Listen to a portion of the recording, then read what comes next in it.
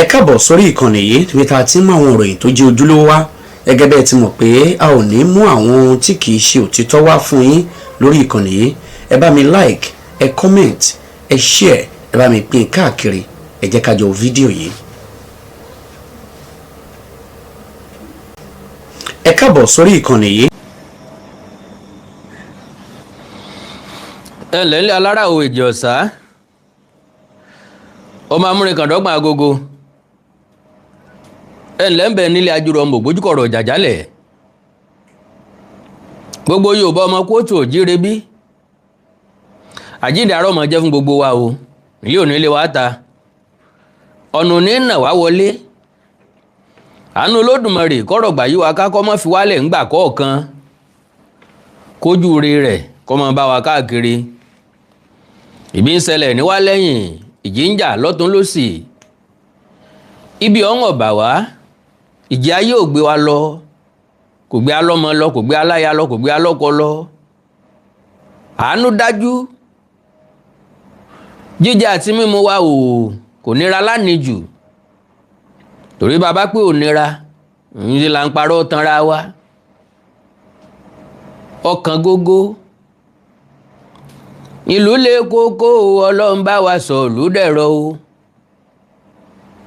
ìlú lé kókó Ọlọ́run wá sọ ìlú dẹ̀rọ̀ o kárí jẹ kárí mu kárí ná kárí lò ó kárí jẹ kárí mu kárí ná kárí lò ó káwa rówó fi sìn ọ́ Ọlọ́run wá sọ ìlú dẹ̀rọ̀ o ìlú ò dédé lé àwọn aráabí ní ẹbí àwọn jẹgúdú jẹrá àwọn arábìnrin ẹbí àwọn àfẹ̀mí àwọn arábìnrin ẹbí àwọn igídẹ̀ yẹ́fò àwọn arábìnrin ẹbí àwọn bó ti lè rí orí àwọn arábìnrin ẹbí ìlú lè débi wípé bàbá ò lè bí ọmọ bóyá ó ti yó àyàfi bóyá ó ti jẹun a ò lè jẹun tó wù wá mọ́ ohun tí aríládẹ̀ ń jẹ a ò lè wọṣọ tó wù wá mọ́ aṣọ tí aríládẹ̀ ń wọ̀ o a ò lè súnlé tó wù wá mọ́ ibi tí aríládẹ̀ ń sùn o a ò lè wọ bàtà tó wù wá bàtà tó tá aríládẹ̀ ń wọ̀ o Ọlọ́run wá pa àgbà yìí dà Ọlọ́run wá pa àgbà yìí dà kó bá wa mú gbà tó dùn wá bàbá bójú wọlé o dákun wá pàṣẹ ìtura ìlú lé kókó Ọlọ́run wá sọ ìlú dẹ̀rọ̀ o ìlú lé kókó Ọlọ́run wá sọ ìlú dẹ̀rọ̀ o kárí jẹ kárí mu kárí ná kárí lò kárí jẹ kárí mu kárí ná kárí lò káwa rówó fi sìn ọ́ Ọlọ́run wá sọ ìlú dẹ̀rọ̀ o gbogbo nǹkan tó le kókó yọ padà wá dẹ̀rọ̀ náà ni ẹ̀mí tọ́jọ̀ wọ́n ni yọ́jọ̀ pọ̀ lágbára Ọlọ́run mo kí gbogbo ọmọ kóòtù òjíire bí lẹ́ẹ̀kan sí lágbára Ọlọ́run ní fi wá wọn ra wa àkàndọ́ra Awikonko ló kọ́ tèmi Àjàó àrò ni mi Awikonko asọ̀ lójú ọlọ́rọ̀ bọ́lọ́rọ̀ bá gbọ́gbìn bàbá ńlá bàbá ọlọ́rọ̀ ṣe fẹ́ni tó ẹ̀sẹ̀ ń rí mi wò mí fún ìgbà àkọ́kọ́ ojú tẹ́ fi ń wò mí ò ní fọ́ ìtí yín tẹ́ fi ń gbọ́ mi ò ní di lágbára Ọlọ́run ẹ̀ ní gbèsè ẹ̀ ní gbégbìn mo kí káàbọ̀ mo rí fọ́nrán kan Fúlàní kan tó lóun wọ̀nù olóyè Sunday Adéyẹmọ Ìgbòho ọ̀rọ̀ ń bá rò máa rò fọ́ ẹ̀fọ́ ń bá rò máa isán kọ pọ̀nrán á sọ̀rọ̀ nípa rẹ̀ bákan náà òun náà ni ọ̀kan nínú àwọn amúgbálẹ́gbẹ̀ẹ́ ìjọba ló jẹ́ kó yé wa wípé ẹlẹ́rìndòdò ká mọ̀ polówó ẹ̀ àti lórúkọ ẹ̀ fún táìtù tá ń rà ní tí wọ́n ń tà ní 300 naira 400 naira nígboro oníbọ̀ bá dé káàmpù àwọn ará bí àwọn onísùnmọ̀mí àwọn ajínigbé àwọn afẹ̀mí ẹni ṣòfò pé 3,000 náírà ni wọ́n ń tẹyọ kan ntòǹtàn sọ débẹ̀ ni wípé ọ̀rọ̀ ìlú tó le ọ̀rọ̀ ẹkọ́nọ́mì ọ̀rọ̀ ìṣẹ́ àtòsí kò jẹ́ káwọn èèyàn mọ ntọ́tọ́ àtèyí tí ò tọ́ pé because àwọn tí ń ta nǹkan fún wọn wọ̀nyí ọrọ̀ ajé tiwọn ni wọ́n rò pé àwọn ń ṣe láì wo ibi àtàlébù tọrọ mọ́ nǹkan tí wọ́n ń ṣe.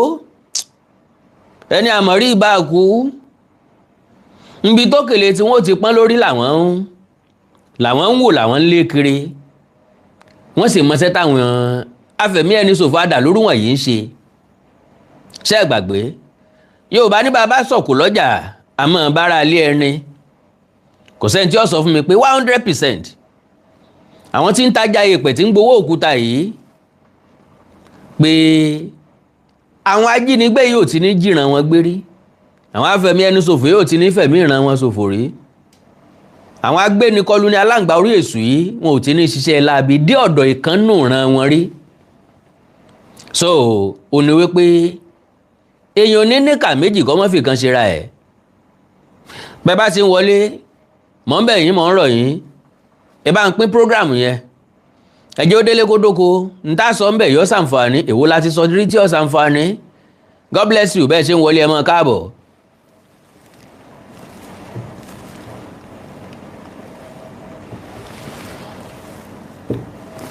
ìlú òdèdélé àwọn arábìnrin ẹbí àwọn jẹgúrújẹrá àwọn arábìnrin ẹbí àwọn bó tilẹ̀ rí orí àwọn arábìnrin ẹbí ìyàn ìjídá ẹ̀yẹ́fò àwọn arábìnrin ẹbí àwọn ìwà lára bí àwọn tí ń ṣèjọba lé alórí náà ni tí wọn ò kọ́ kílẹ̀ oṣù láìlà wọn ò rán wá ń ṣẹ́ they no send us and they no care ẹ̀ka lẹ́sẹ̀ ẹ̀ka lẹ́mà bẹ́ẹ̀ sí wọlé ẹ̀dàkọ̀ ẹ̀bá mi ẹ̀bá ń pín prógrámù ọ̀hún pápápá ẹjá kọ́kọ́ gbọ́rọ̀ lẹ́nu Fúlàní yìí ká tó wá wọnú ètò ní sàn-sàn mi ò fẹ́ lu àmì fàágùn fún kankan bẹ̀ mo fẹ́ brief ẹ̀ ni mo fẹ́ gé gbogbo ẹ̀ pépèpé bí àwọn bàbá onísọ̀nà ṣùgbọ́n ẹ bá ń ṣe prógrámù yìí ẹ jẹ́ kó dá wọn ibì kan.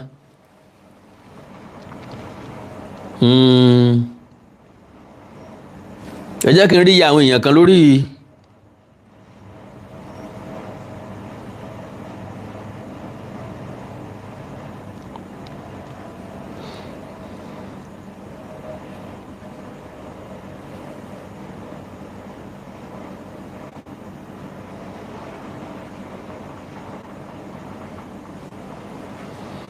ẹ dákun ẹ má bínú.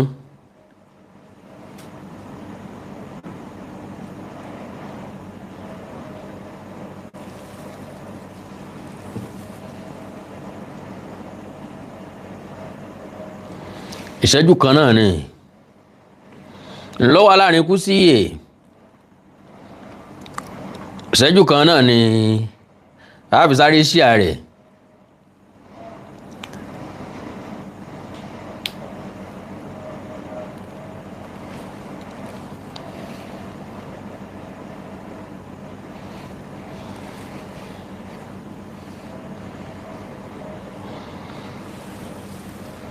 all right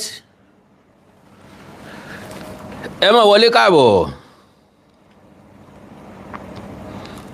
pàápàá ìmọ̀ tó ń ṣe WhatsApp táàbù mi tó ń ṣẹ́jú wẹ́líwẹ́lí o kò ṣiṣẹ́ mọ́ mo ti install mo ti reinstall láìmọye ìgbà kò ṣiṣẹ́ o ẹ̀yin tẹ́ bá mọ̀ nípa technology o WhatsApp mi ṣe ní ṣẹ́jú o òun lélẹ́yìí o.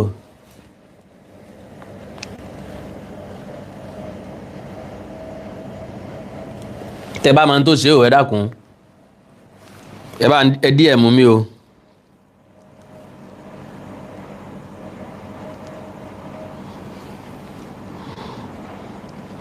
ìlú lè dẹ́bi wípé màmá wò lè mí ọmọ bóyá ó ti yó o àyàfi bóyá ó ti jẹun. a lè jẹun tó wù wá mọ́ ntí arílàdẹ̀ ń jẹ.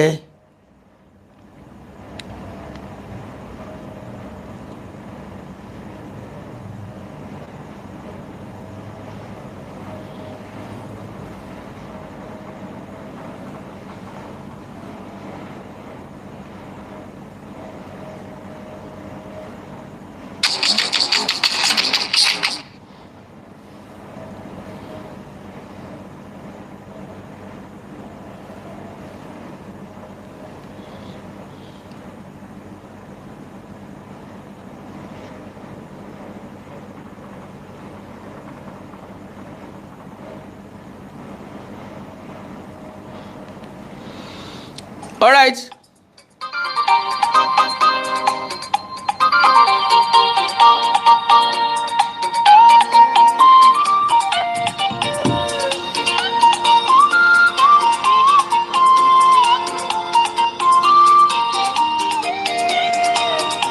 Ẹ bá mi share ẹ jọ̀ọ́. Ẹ jọ̀ọ́. Ẹ dẹ̀ bá mi like, ẹ bá mi.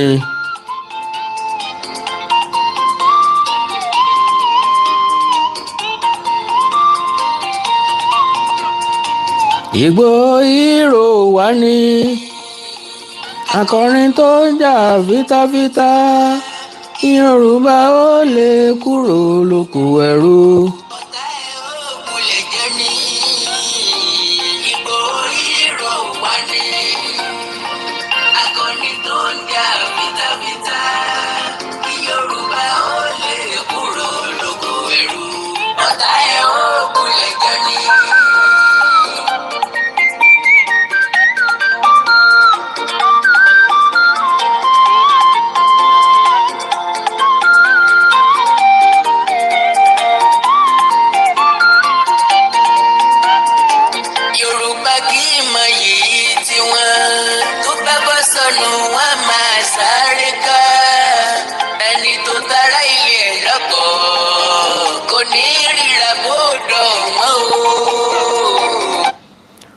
Off and on again, okay? Jẹ́ ń sábólógún ti pé ń sáná. Mo ti pa láìmọye ìgbà tó jẹ́ pé the same thing náà ni o.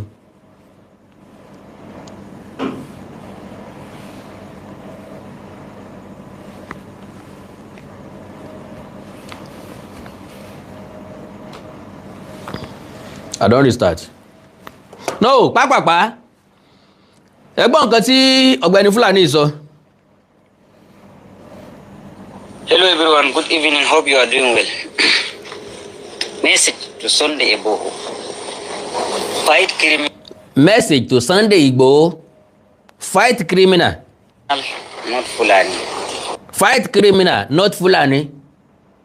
Tó bá jẹ́ pé Fulani ni criminal yẹn, kí Igboho máa wòran torí pé ó ti jẹ́ Fulani, kó má fight yẹ. It's okay.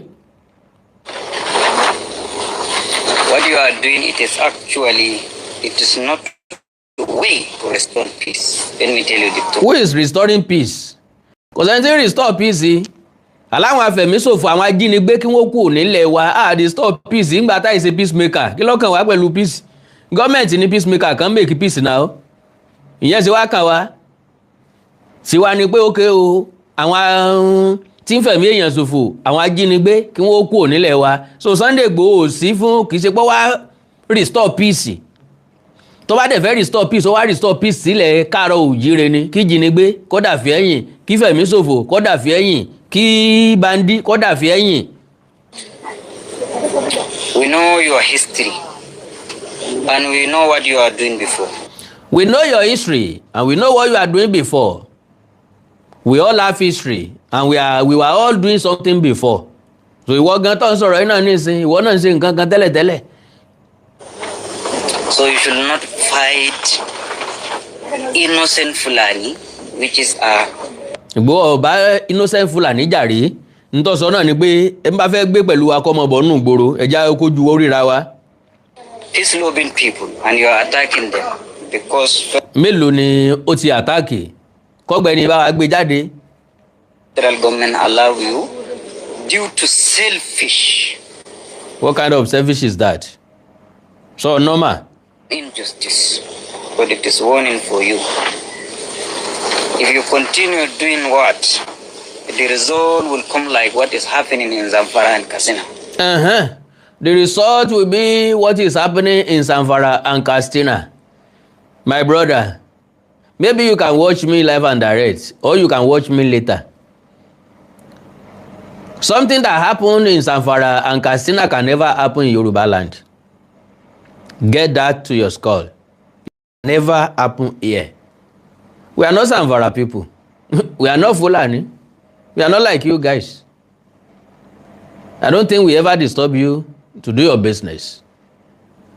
But for you to inconvenience us is what we cannot accept again. So, if you are really fighting criminal, let come to Zamfara, Katsina, and Maiduguri. Igboho doesn't have anything to do at Zamfara, Katsina, and Maiduguri. It's not from there. He's not a Fulani man. Igboho is a Yoruba man. And all his fight is on behalf of Yoruba people. Is to defend Yorubaland, not to defend Zamfara or Katsina or Maiduguri. We don't have business there. So government security agencies are dealing with people there, are dealing with criminals there, not here. We are saying here in Yorubaland, we don't want criminal, we don't want bandits, we don't want kidnappers. Go back to Zamfara, go back to Katsina, go back to Maiduguri. My brother, go back to Maiduguri. And this is advice for you, please. Go and advise your forefather. Advise yourself, advise your family. Fight with criminal, not Fulani, innocent, please. Get out. So, nígbà tí wọ́n sẹ́ndì ẹ̀sìn mi náà ni mo ní kákan mẹ́nu bà. Wọ́n bá tá mẹ́nu bà ń bẹ̀ náà nu. Now, ẹni tó sọ̀rọ̀ yìí, Brigadier General Sani Usman ni retired. Ó lọ sọ̀rọ̀ yìí. Mo wo the entire program and interview. Mo rí pé ó sọ̀rọ̀ nípa àṣeyọrí àwọn sọ́jà ní Òkè Ọya. Mi táwọn ajínigbé ti jí ọ̀pọ̀lọpọ̀ àwọn akẹ́kọ̀ọ́ gbé ṣùgbọ́n tí wọ́n gbà wọ́n padà tí wọ́n jẹ́ kí wọ́n rí gan kó lọ. N ló fi ń sọ̀rọ̀ yẹn. As highlighted, Brigadier General Sani Usman retired.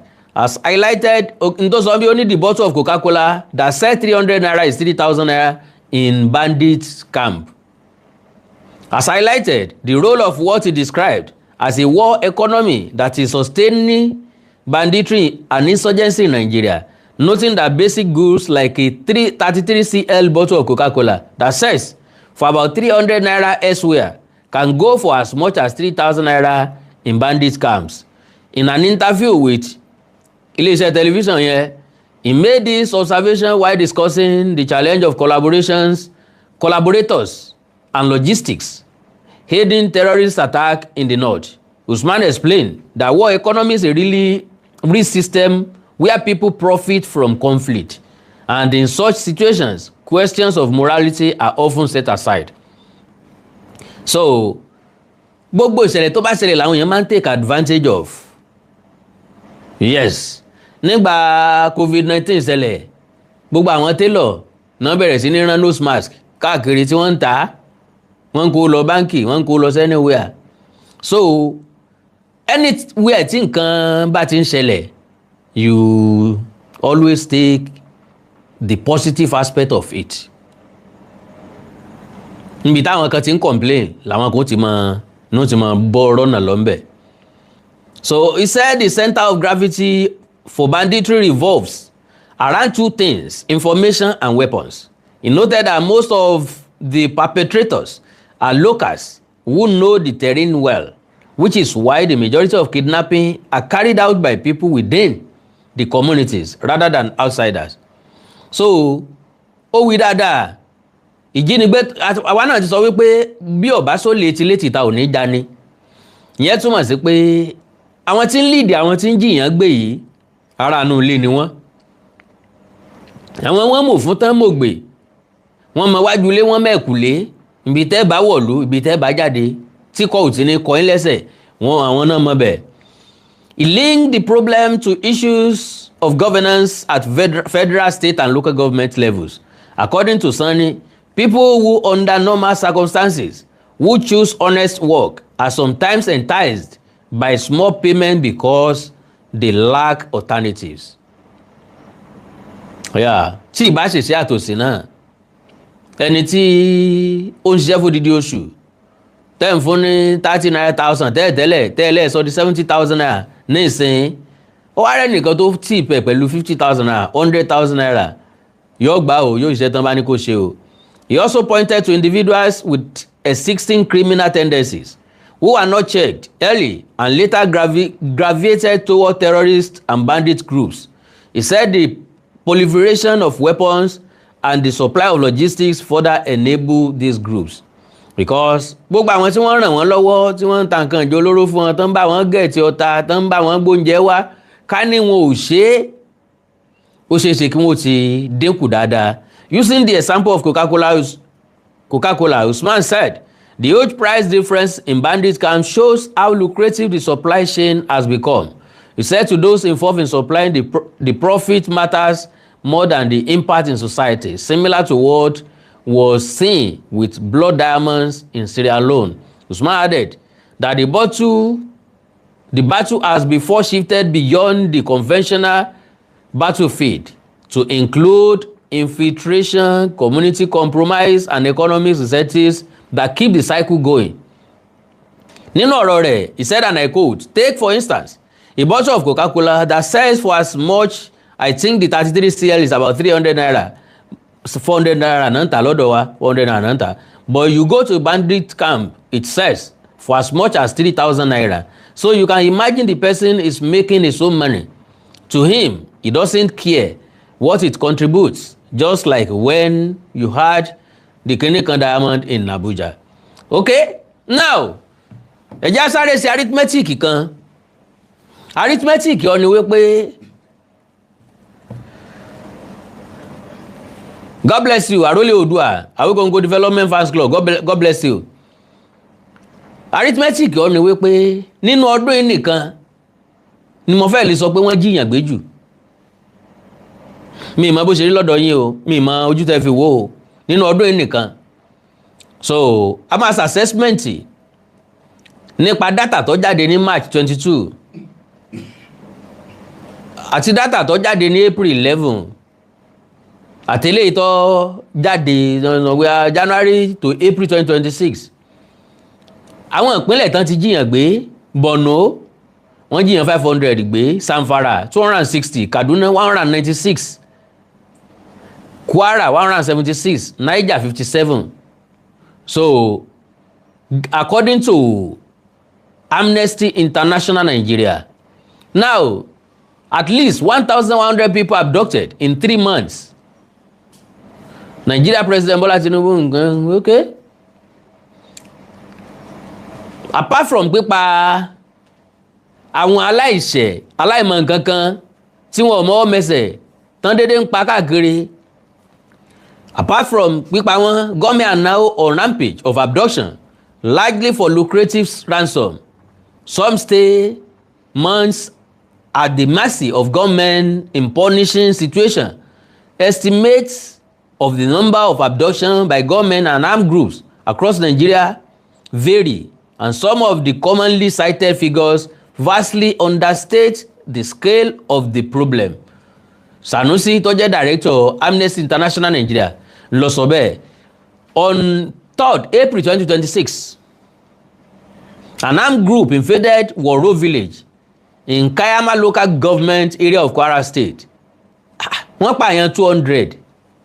Wọ́n jiyàn 176 gbé. In the first week of this month, government abducted 150 people during the attack on Kofadanya and Kufari Magaji village in Bukuyum local government area of Zamfara State. Wow! Majority of the victims are women and children. On 19 March, àwọn Boko fighter wọ́n jiyàn 100 gbé. Wọ́n displace àwọn èèyàn tó pọ̀. Ní 3rd January 2026 ní Niger State, wọ́n jiyàn 57 gbé nígbà tán kọlu abúlé tán pè ní Kasuandaji community located in Bogu local government area. Ẹ̀yin ọmọ Ọ̀yọ́ tọ́jọ́ ọmọ Bogu, mo ní gbàgbọ́ pé ti gbọ́ local government yín, Bogu local government. On 3rd March 2026 kan náà, Boko Haram fighters kọlu Ingoshe village in Gwoza local government area of Borno State and abducted more than 400 people and laid siege on the town. On 22nd March, 30 people were abducted by gunmen that attacked 3 churches in Kashia local government area of Kaduna State. Ẹ wo àdúrà èèyàn tán jí gbé. Ní March 30th, 18 passengers in commercial vehicle traveling from Abuja to Sokoto were abducted along Mayanchi in a part of Zamfara State. On 19 February 2026, 92 people were abducted by armed group in Zamfara State. A total of 42 people were abducted in Anka local government area, and another 50 were separately abducted in Safe local government area. Can you imagine that? On 18 January 2026, àwọn agbébọn rìn wọ́n kó àwọn èèyàn rẹpẹtẹ attacking 3 churches at Kumin Wali village in Kajuru local government area of Kaduna State. During morning worship service, at least 166 people ni wọ́n jí gbé ńbẹ̀ wọn. Okay o.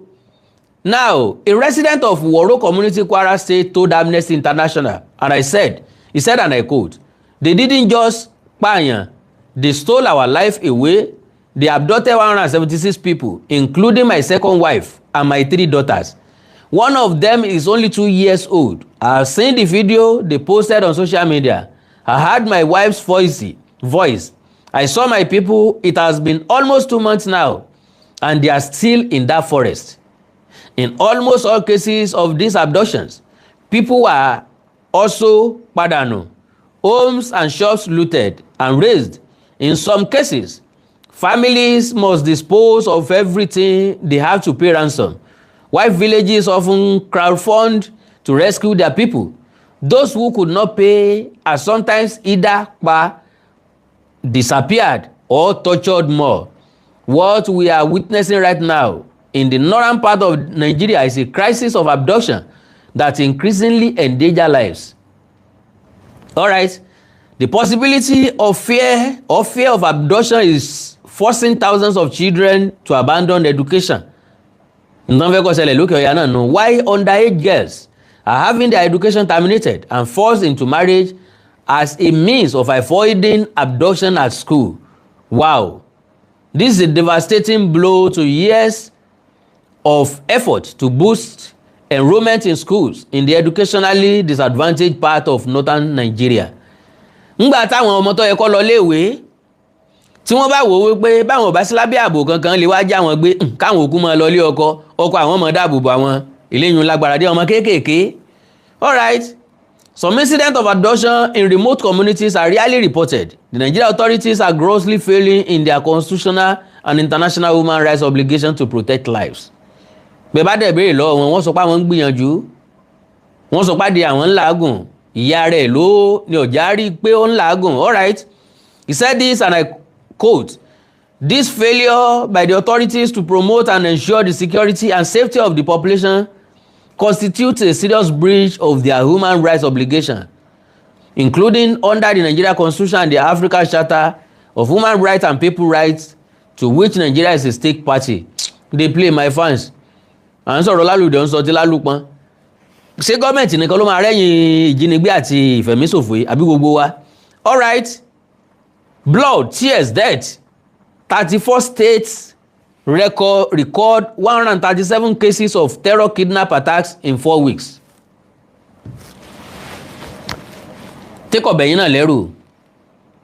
Láàrin ìpínlẹ̀ mẹ́rìndínlógójì, ìpínlẹ̀ mẹ́rìnlélọ́gbọ̀n, ní ìṣẹ̀lẹ̀ ìjínigbé ìṣekú oró pààyàn ti wáyé lórílẹ̀‐èdè Nàìjíríà.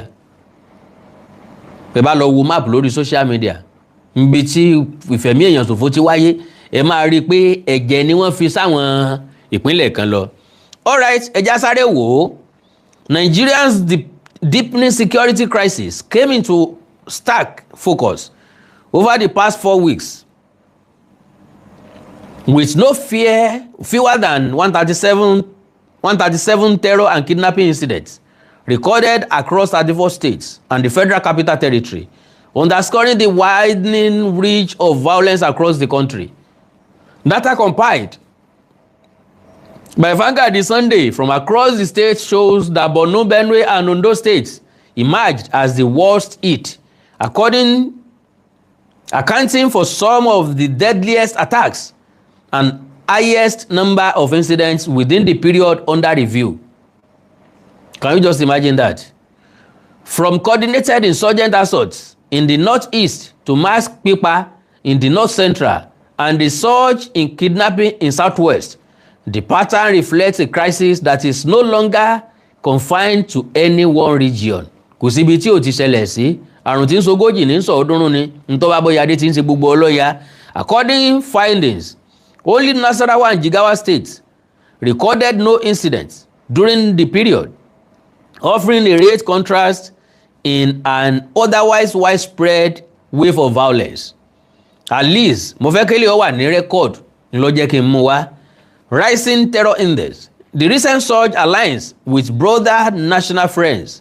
According to the Global Terrorism Index 2025 released by the Institute of Economics and Peace, Nigeria ranked fourth globally, with terror attacks rising by 43% from 120 incidents in 2024 to 171 in 2026 to 171 in 2025, 176 in 2026. Láàrin ọ̀sẹ̀ mẹ́rin péré ni 176 ń gan ṣe ti rí bọ́ lágbára jù. Ọdún yìí gẹ́gẹ́ mo sọ ọdún yìí ni ó dàbí pé wọ́n jiyàn gbé jù. The report identified Boko Haram and ISWAP as the main drivers of violence according to the majority of fatalities. It also noted that civilians made up 67% of victims, underscoring a shift towards softer targets. Ẹni a lè mú lálẹ́ dímọ̀. Ẹgbẹ́ ẹni làágóyàn wùrà pé ọ̀yà break down ẹ̀jájọ break it down. Across the northeast, Borno State recorded 19 incidents, the highest nationwide, reflecting sustained insurgent activity marked by coordinated assault, mass abductions, and suicide. Adoloro, Yobe, Bauchi, and Adamawa had 4 each, including attacks on security formations and deadly village raids and abductions. Taraba recorded 2 incidents, while Gombe had 3, largely involving attacks on farming communities. In the northwest, Sokoto State recorded 8 incidents, driven by persistent bandit attacks and kidnapping. Katsina had 4, while Zamfara and Kebbi recorded 3 incidents each, including mass casualty attacks and village raids. Kano State recorded 1 incident, a kidnapping case. The North Central Zone showed intense pressure. Benue State recorded 10 incidents, including multiple village attacks in Kwamde, Akpa, and Otukpo, with dozens dying in separate assault. Plateau State recorded 5 incidents, largely involving coordinated attacks on rural communities and security patrols. Kogi State had 6 incidents, many targeting highways and travelers. Yes, bó ṣe ń ṣẹlẹ̀ Kogi nìyẹn. Niger State recorded 7 incidents, including large-scale village attacks and ambushes on security personnel. Kwara recorded 3 incidents, including the major massacre in Kayama. The Federal Capital Territory recorded 8 incidents, mostly kidnappings in satellite communities around Buari and Kubwa. In the southeast, Abia State recorded 5 incidents, including attacks on security personnel and kidnappings. Imo and Enugu recorded 4 each, involving raids on facilities and security operations, and deadly attack and abduction along highways. Ebonyi also recorded 4, including pipa of traditional ruler and child abductions. Anambra recorded 3 incidents, largely involving armed confrontations and attempted kidnapping. In the South-South, Edo State recorded 5 incidents, mostly kidnapping and related violence. Rivers State recorded 4 incidents, including multiple abductions. Bayelsa and Cross River State recorded 2 incidents each, including kidnapping-related cases. Akwa Ibom State and Delta States recorded 1 incident each. In the Southwest, Ondo State recorded 10 incidents, emerging as the most affected in the region, with Pipa, Jijigbe, and Kikolu, Anwoku, and communities across Akure North and Owo axis. Oyo and Ekiti State recorded 5 incidents each, while Osun State recorded 2 and Ogun State recorded 1. Lagos State had 1 unconfirmed incident linked to highway Ijinigbe. Notably, Nasarawa and Jigawa states recorded no attacks within the period under review, with their last reported incident occurring in January 2026, deadly Ikolu. The incidents were marked by heavy casualties across several regions, with some states recording mass pipa on a scale rarely seen outside the insurgency zone. In Borno State, coordinated insurgents operations, including the invasion of Ngoshie and repeated assault on military formation, left scores Kiku with about 300 civilians abducted in one attack alone. Mbolaye mi lọ mẹ́mọ́, mbolaye mi lọ mẹ́mọ́. Kẹ́kàn lè mọ tí ń ṣẹlẹ̀ ní Nàìjíríà ni o. Bí ìròyìn ọ̀bá gbé kẹ́mọ́ fi ṣèbínú o. Ìjọba ló ní kí ìròyìn ọmọ gbé mọ́ kọ́mọ́ mọ́ dẹ́rù bà wá aráàlú. Ìgbà wo wá ni mọ́kú ọ̀wá kú báyìí? Mọ́kú ọ̀ma wo ń bọ́ pa? Mọ́kú ọ̀mọ̀ wẹ̀ ń bẹ́ lókun? Ǹjọ́ wá ni mọ́kú òrìn kú? Ńgbà tán bá jiyàn 300 gbélé kan náà. Ọ̀dà o, in Benue State, a series of attacks across Kwande, Agba, and Agatu local government area resulted in over ikú èèyàn 70, alongside multiple abductions and widespread displacement. Ọ̀pọ̀lọpọ̀ wọn yẹn wọ́n jí gbé, èèyàn 90 wọn padà nù. Ọ̀pọ̀lọpọ̀ àwọn èèyàn ní ò nílé lórí mọ́. The situation in Kwara State was particularly severe. In a single attack on Woro community in Kayama local government area, over 200 residents were reportedly pipa, while 175 others, including men, women, and children, ni wọ́n jí gbé lọ. Many of those abducted remain in captivity, making it one of the deadliest incidents recorded in the period under review. Láàrin ọ̀sẹ̀ mẹ́rin péré náà ni o. In Niger State, attacks on communities such as Tongan, Makeri, and surrounding area reportedly left dozens pipa, with entire settlements razed and residents forced to flee. Kansalo. Similarly, in Zamfara State, a mass casualty attack in Tongan Dutse allegedly claimed over ẹ̀mí bí 50 ló kú ńbẹ̀. In addition to large-scale abduction, wọ́n tún jiyàn gbé rẹpẹtẹ. In the southwest, Ondo State recorded multiple pipa, including the pipa of traditional ruler Taasonjoni and several farmers, reflecting a rise in the lethality of attacks in the region. Across the country, civilians remain the primary victims, with many of the attacks deliberately targeting rural communities, travelers, and places of worship. Protests and rising fear. Public anger has followed closely. Behind the violence, in Oyo State, residents staged protests along major highways, including the Ibadan-Oyo Expressway, condemning repeated kidnappings and what they described as weak enforcement.